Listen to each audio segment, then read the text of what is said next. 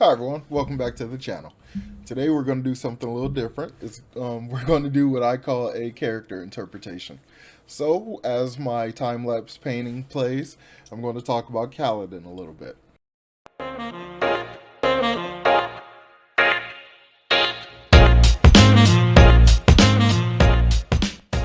Kaladin has always been associated with the character of Fleet. In the third Stormlight Archive book, a character, our favorite, all of our favorite character, Wit, aka Saphandrius and Hoyd and all of these other names that he has.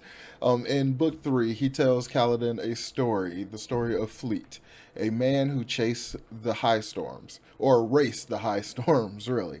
So in that story, he is a runner who literally just tries to outrun the high storm, and eventually he, as you would, run out of strength and literally collapses and dies.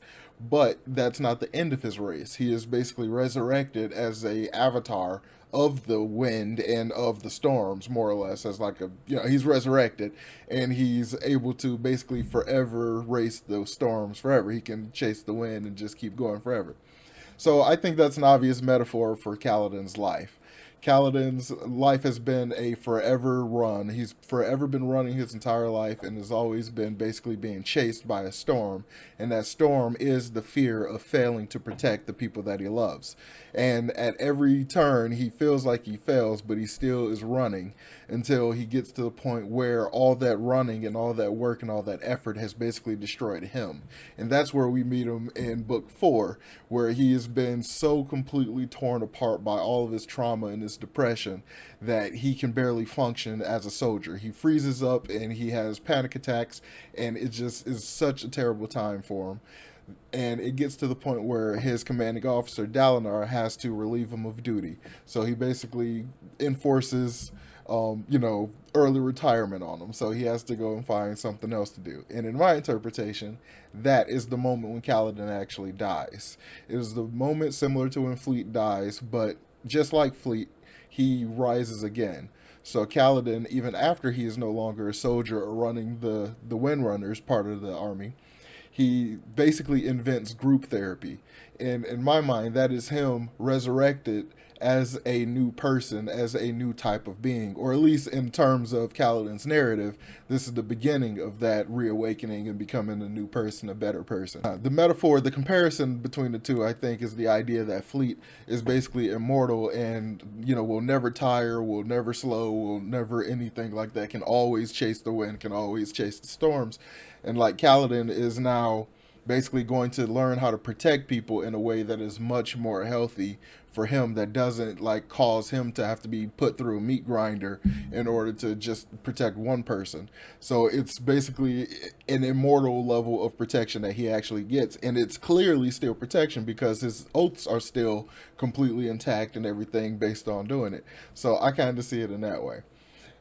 Kaladin is a character who like literally has no ability to quit. He does not understand the term give up. He doesn't like have any way of, just stopping or quitting. So even dealing with everything that he's always dealt with, he will continue to go on, dealing with the trauma of losing his brother, dealing with the trauma of being enslaved and being betrayed by someone he thought was so honorable, and then continuing to deal with stuff, finding out the people that he thought he was fighting against in the righteous moral battle was actually just regular people, and the battle that he's fighting isn't very moral, and just continuing even from there, like trying to be normal, and then it's still not working, and then trying to protect people and still losing people, and then his best friend betrayed him. So he just kind of been going through so much hell, and that's literally every one of those things has been Kaladin racing and racing and racing, and all of those things are it's like him running out of breath and him like getting a cramp in his leg or a shoe falling off or something like that. Just all the pitfalls of the actual race. And similar to when Fleet was running and made it to the Misty Mountains of Shinovar, that was basically Moash, I believe. That was Kaladin's like huge mountain situation where he had to climb the mountains and stuff. And it was dealing with someone who was, I think Moash at one point was as close to Kaladin as anybody has been apart from his brother.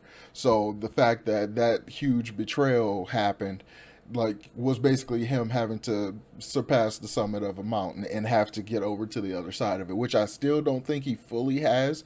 He kind of has since he's sworn the fourth ideal a little bit, but it's one of those things that like won't go away. Similar to the way that was a contribution to Fleet's death in the race, it was a contribution to killing that version of Kaladin who he was.